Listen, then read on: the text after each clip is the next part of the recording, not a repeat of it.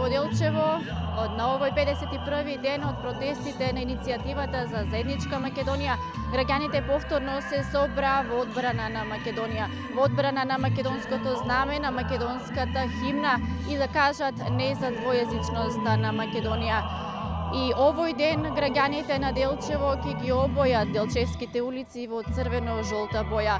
Кои се пораки ќе бидат испратени, ќе ни каже нашиот соговорник кој што секогаш заедно со толпата народ ги обојува улиците во црвено-жолта боја. Со нас е Кирчо Анастасов.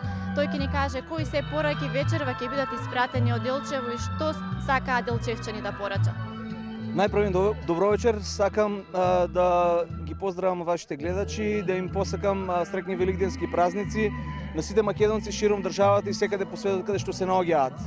Ова вечер повторно сме собрани заеднички во рамки на иницијативата за заедничка Македонија, да ги исцртаме повторно нашите црвено-жолти линии од кои што не отстапуваме, а тоа е зачувување на уставниот поредок на Република Македонија како што е деклариран во Уставот на Република Македонија кој што е донесен 1991 година.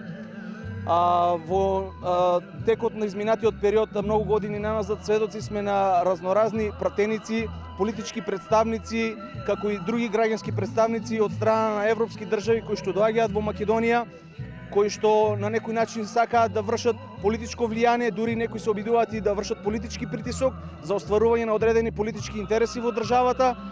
И сите тие имаат еден заеднички именител. Не условуваат со нашето уставно име, не нарекуваат македонци, не нарекуваат Република Македонија.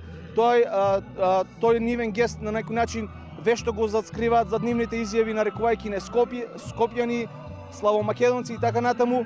Јас сум овде заедно со моите сограѓани, јасно да им порачам да не се плашат, да не нарекуваат македонци, затоа што ние имаме право да се нарекуваме она како што сакаме. А ние сме македонци родени и македонци живееме во оваа Република Македонија, во оваа наша заедничка држава.